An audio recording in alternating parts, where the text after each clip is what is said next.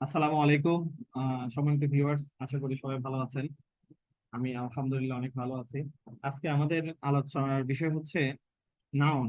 আজকে আমরা নাউন সম্পর্কে বিস্তারিত আলোচনা করবো এবং নাউনের যা কিছু আছে সব সম্পর্কে আপনাদেরকে একটা ধারণা দেওয়ার চেষ্টা করবো।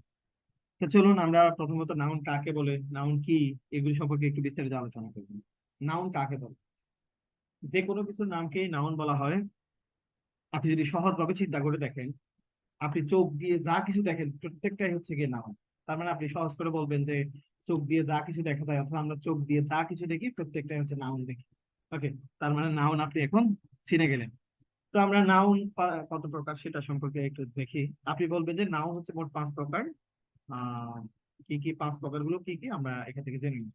প্রথমটা হচ্ছে proper noun, common noun, collective noun, material noun and abstract noun. এই 5 প্রকার হচ্ছে কি নাউন। ওকে, চলুন আমরা একে একে বিস্তারিত আলোচনা করি। প্রথম হচ্ছে প্রপার নাউন। প্রপার নাউন কাকে বলে খেয়াল করা। প্রপার নাউন হচ্ছে গিয়ে স্পেসিফিক যে নামগুলো আছে, ওই নামগুলোকে আপনি প্রপার নাউন বলবেন। আপনি যদি বইয়ের একটা সংজ্ঞা খেয়াল করেন, ক্যাপিটাল লেটার দিয়ে শুরু একটি নির্দিষ্ট ব্যক্তি, বস্তু বা স্থানের নিজস্ব নামকেই হচ্ছে কি আপনি প্রপার নাউন বলবেন। এই আপনি একটু খেয়াল করেন, এটাকে হচ্ছে প্রপার নাউন বলা হয়। অর্থাৎ প্রপার নাউন গুলো ক্যাপিটাল লেটার দিয়ে শুরু হবে এবং এগুলো ব্যক্তি, মানে তারপর হচ্ছে বস্তু, তারপরে স্থানের নিজস্ব যে নামটা থাকবে সেটাকে বলা হবে যে প্রপার নাউন। এখানে আপনি উদাহরণ আলী আছে, বাংলাদেশ, পদ্মা, ঢাকা, এইগুলাকে বলা হবে যে কি প্রপার নাউন। আপনাকে আরেকটা তথ্য আমি এখান থেকে দিয়ে রাখি। প্রপার নাউনকে বিশ্লেষণ করে অন্য কোনো নাউন কিন্তু বের করা যায় না। আমরা নিচে হচ্ছে কি এখন কমন নাউন সম্পর্কে আলোচনা করি।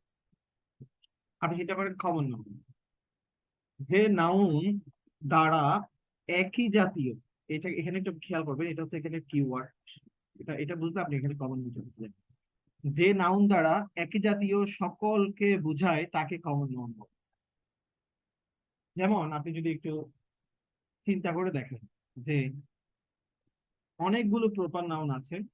এই প্রপার নাউনকে যদি গুলোকে যদি আপনি একটি নামে ডাকতে চান, তখন সেটাকে আপনাকে কমন নাউন ইউজ করতে হবে। যেমন অনেকগুলো মেয়ে আছে, আপনি মেয়েগুলোকে একই নামে ডাকতে চাচ্ছেন, তাহলে আপনাকে এখানে গার্লস ইউজ করতে হবে। অনেকগুলো ছেলে আছে, ছেলেগুলোকে আপনি একই নামে ডাকতে চাচ্ছেন, তাহলে সেখানে বয় ইউজ করতে হবে। তাহলে এইভাবে হচ্ছে আমরা কমন নাউন গুলোকে চিনে থাকি।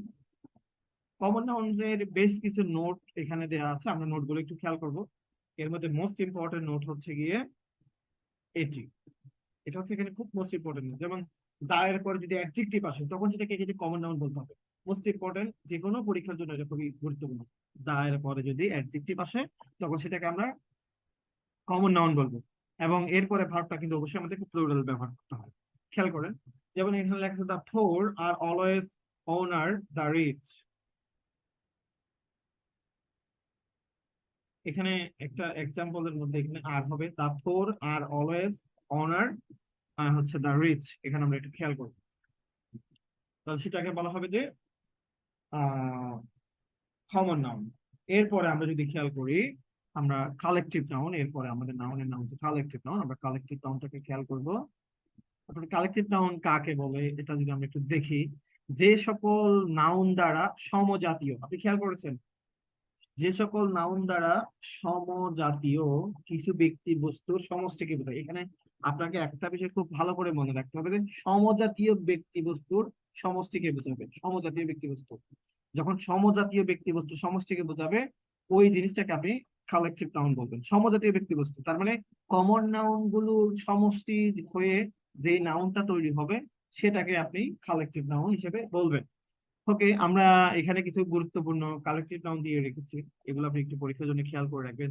আর্মি, ক্যাটল, কমিটি, তারপর নেভি, এগুলো হচ্ছে গিয়ে কালেকটিভ নাউন। ওকে, আমরা হচ্ছে একটা গবেষণা খেয়াল করব। দেখেন, যে নাউন থেকে, এখানে আমরা একটা গবেষণা আছে, আমরা একটা গবেষণাটা খেয়াল করি। যে নাউন থেকে সাধারণত দুই ধরনের নাউনকে বিশ্লেষণ করে বের করা যায়, সেই নাউনটাকে আপনি আপনি বলবেন কালেকটিভ নাউন। দেখেন, আপনারা যদি আর্মিটাকে নিয়ে চিন্তা করে দেখি, তা আর্মির মধ্যে মূলত কারা চাকরি করে, আর্মিতে কারা কারা আছে? আর্মিতে অবশ্যই বয় আর গার্ল আছে। বয় আর গার্লদেরকে নিয়ে আর্মি তৈরি করা হয়েছে। আর্মি নামটা তৈরি করা হয়েছে কাদেরকে নিয়ে? বয় আর গার্ল। ওকে, এবার আপনি চিন্তা করেন, বয় আর গার্ল এগুলো হচ্ছে কমন নাউন। আবার বয় আর গার্ল এগুলোকে যদি আপনি বিশ্লেষণ করেন, তাহলে এই কমন নাউন গুলোর স্পেসিফিক আবার কিছু নাম আছে। এই বয় অর গার্ল গুলোর আলাদা আলাদা নাম আছে না? যেমন এই বয় অর গার্ল গুলোর মধ্যে অনেকগুলো ছেলে আছে, অনেকগুলো মেয়ে আছে। যেমন ধরেন এখানে রহিম আছে, করিম আছে, জব্বার আছে, সত্তার আছে, ছেলেরা আছে। তো এই রহিম, করিম, জব্বার, সত্তারকে এক নামে বলা হয়েছে বয়।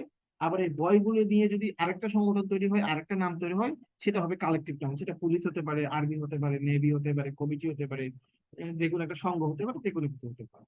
তো সেটাকে আপনি কালেকটিভ নাউন হিসেবে বলবেন। আপনাকে এখানে একটা নোটস খুব ভালো করে খেয়াল করতে হবে। সেটা হচ্ছে যে এটি, সেটা হচ্ছে যে এটা, যেমন পরীক্ষায় collective noun and abstract noun কিন্তু সবচেয়ে পরীক্ষায় বেশি আসে। আপনি প্রতিযোগিতামূলক পরীক্ষার প্রশ্ন সমাধান করলে আপনি খেয়াল করবেন যে এখানে সবচেয়ে বেশি collective and common abstract noun এসেছে। ওকে, এবার আমরা ম্যাটেরিয়াল নাউন সম্পর্কে কিছু তথ্য আপনাদেরকে শেয়ার করবো। যে যে নাউনকে সংখ্যা দ্বারা গণনা করা যায় না কিন্তু একক দ্বারা পরিমাপ করা যায়, সেটাকে আপনি ম্যাটেরিয়াল নাউন বলবেন। ওকে, যেমন হচ্ছে ডায়মন্ড, আয়রন, গোল্ড, এগুলাকে মিল, এগুলাকে আপনি হচ্ছে গিয়ে আহ কি বলবেন, ম্যাটেরিয়াল নাউন বলবেন। ওকে, আমরা যদি একটু খেয়াল করি, নিচে যদি আমরা একটু চলে আসি, যেমন হচ্ছে ম্যাটেরিয়াল নাউন।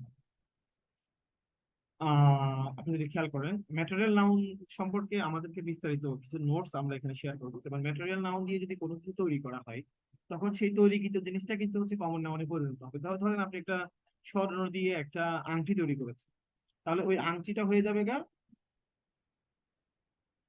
কমন নাউন, সেটা আর ম্যাটেরিয়াল নাউন থাকবে না। যেমন আমরা যদি এখানে একটা এক্সাম্পল দেখি, this ring is made of gold.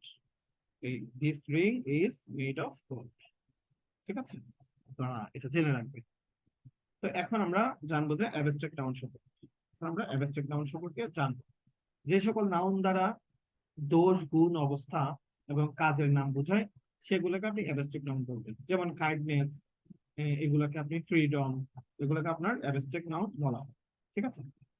এখানে একটা গুরুত্বপূর্ণ নোটস আছে অ্যাবস্ট্রাক্ট নাউনের, এটা আপনারা খেয়াল করে রাখবেন। যেমন গ্রুপ অফ সাবজেক্ট, অর্থাৎ সাবজেক্টের নামগুলোকে এক আপনি নির্দ্বিধায় অ্যাবস্ট্রাক্ট নাউন বলে দিবেন, এগুলো অ্যাবস্ট্রাক্ট নাউন। এরপরে যদি আমরা একটু খেয়াল করি, এখানে অ্যাবস্ট্রাক্ট নাউন গুলো আপনি কি করে চিনবেন যে এটাকে অ্যাবস্ট্রাক্ট নাউন বলা হবে? অ্যাবস্ট্রাক্ট নাউন গুলো চেনার সবচেয়ে সহজ উপায় হচ্ছে শব্দের শেষে যখন CE, CY, TH, TY, NE, double S, তারপর হচ্ছে কি আপনার মেন্ট, ফুড, ডম, এসআইওএন, টিআইওএন, এমইএনটি, এগুলো যখন থাকবে আপনি তখন সেটাকে অ্যাবস্ট্রাক্ট নাউন হিসেবে বলবেন। তো একটি উদাহরণ দেখা যাক এখানে, যেমন নিচের কোনটি অ্যাবস্ট্রাক্ট নাউন। এখানে একটা এক্সাম্পল আমরা যদি খেয়াল করি, নিচের কোনটি অ্যাবস্ট্রাক্ট নাউন, তার মানে এখানে আমাদেরকে অ্যাবস্ট্রাক্ট নাউন গুলো এখন আইডেন্টিফাই করতে হবে। যদি আমরা যদি এখানে খেয়াল করি, যেমন আমাদের উপরে সূত্র অনুযায়ী এখানে এই যে একটা টিএইচ আছে, তার মানে এটা অ্যাবস্ট্রাক্ট নাউন হবে নির্দ্বিধায়। তারপরে এখানে ফুরি আছে, এটা অ্যাবস্ট্রাক্ট নাউন হবে নির্দ্বিধায়। তো এখানে দুইটাই আনসার দেখা যাচ্ছে। তো আপনি এখানে প্রশ্ন করতে হয়তো বিটাকে আনসার নিয়েছে, তবে সিটাও আনসার হবে। আপনারা অক্সফোর্ড ডিকশনারিটা ঘেটে দেখতে দেখতে পারেন, অথবা যে কোনো একটা প্রতিযোগিতামূলক বই দেখতে পারেন। তো এখানে হাইট অথবা হচ্ছে ফুল, এই দুইটা এক্সাম্পল, দুইটাই উত্তর, দুইটাই answer. Okay, thank you so much. আজকে এই পর্যন্তই। আমরা পরবর্তী ভিডিওতে আমাদের নাউনের দ্বিতীয় পার্ট নিয়ে আলোচনা করবো। এই পর্যন্ত আপনারা ভালো থাকেন। আসসালামু আলাইকুম।